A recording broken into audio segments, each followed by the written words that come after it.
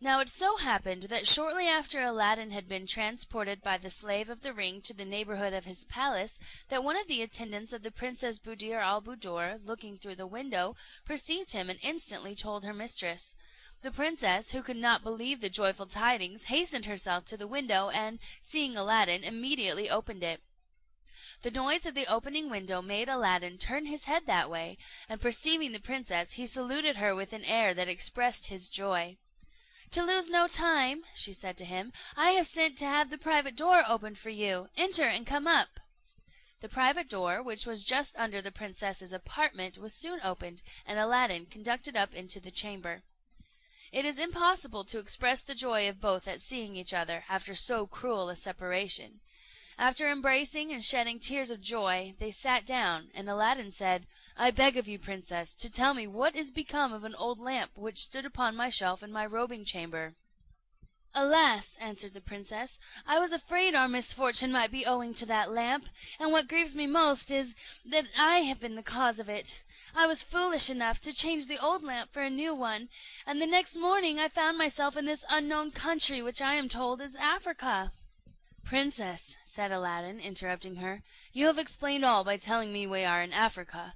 I desire you only to tell me if you know where the old lamp now is." "The African magician carries it carefully wrapped up in his bosom," said the princess, "and this I can assure you, because he pulled it out before me and showed it to me in triumph." "Princess," said Aladdin, "I think I have found the means to deliver you and to regain possession of the lamp, on which all my prosperity depends. To execute this design it is necessary for me to go to the town. I shall return by noon, and will then tell you what must be done by you to ensure success. In the meantime I shall disguise myself, and beg that the private door may be opened at the first knock." When Aladdin was out of the palace, he looked round him on all sides, and perceiving a peasant going into the country, hastened after him, and when he had overtaken him, made a proposal to him to change clothes, which the man agreed to. When they had made the exchange, the countryman went about his business, and Aladdin entered the neighbouring city.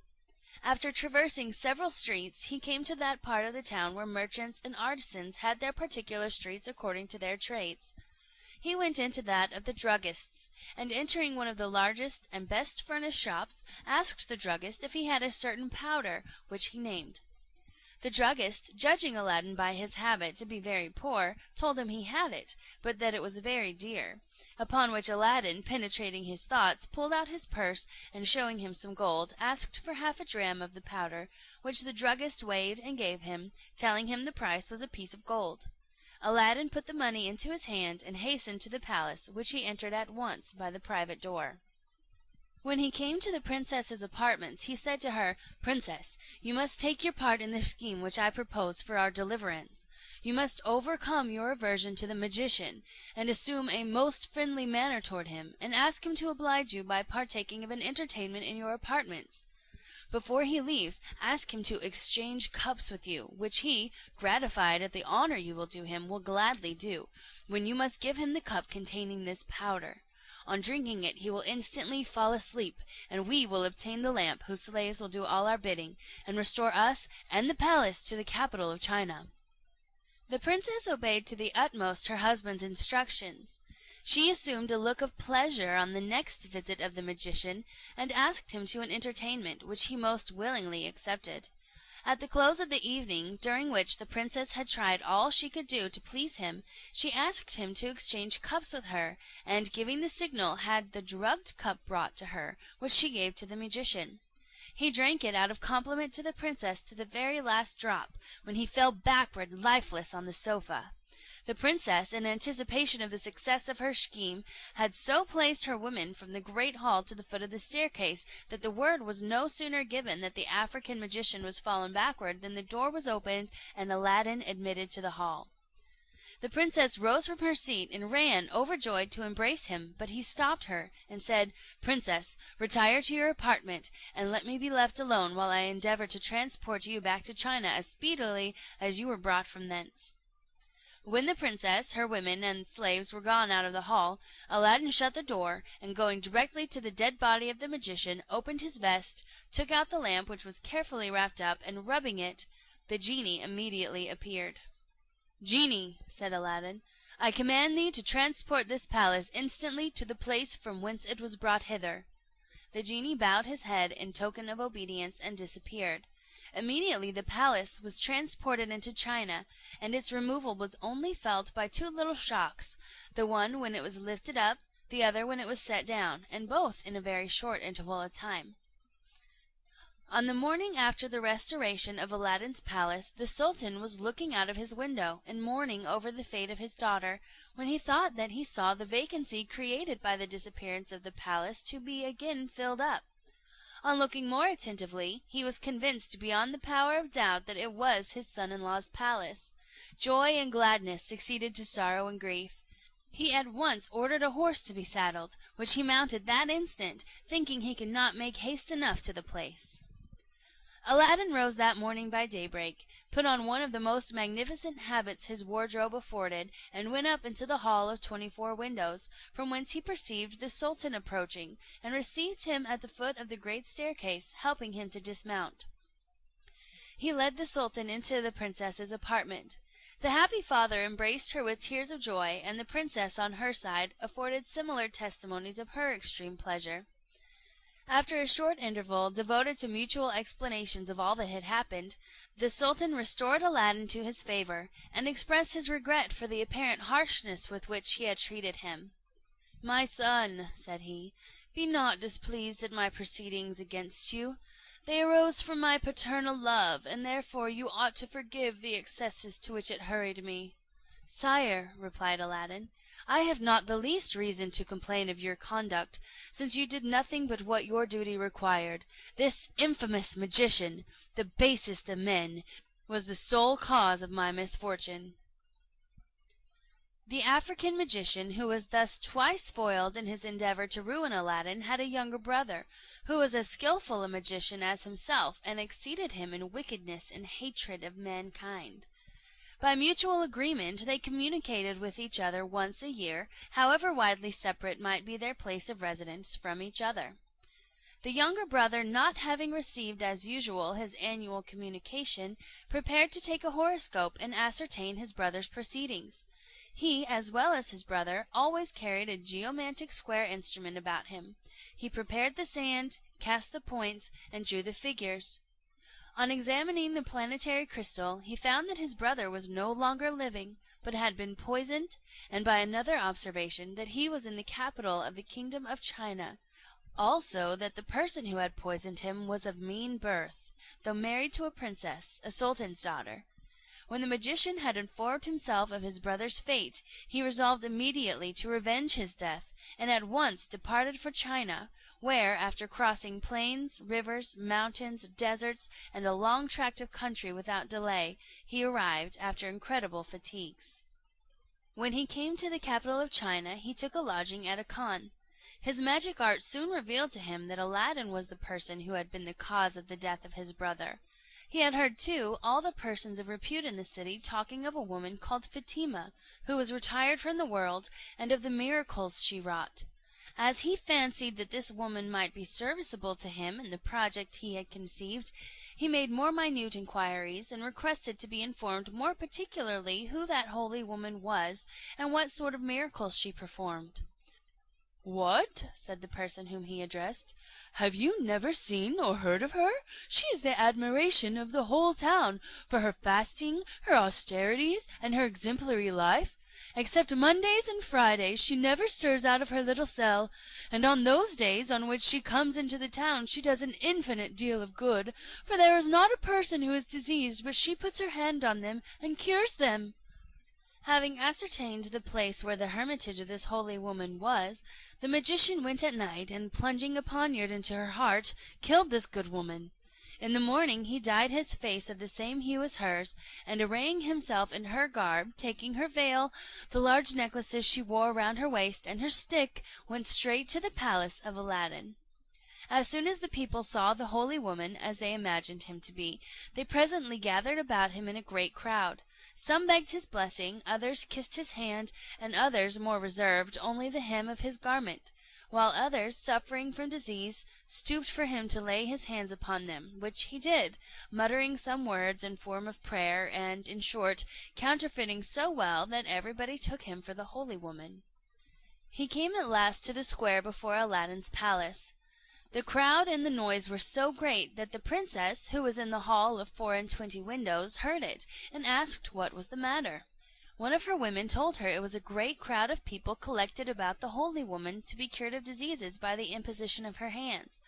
The princess, who had long heard of this holy woman, but had never seen her, was very desirous to have some conversation with her, which the chief officer perceiving, told her it was an easy matter to bring her to her, if she desired and commanded it, and the princess expressing her wishes, he immediately sent 4 slaves for the pretended holy woman.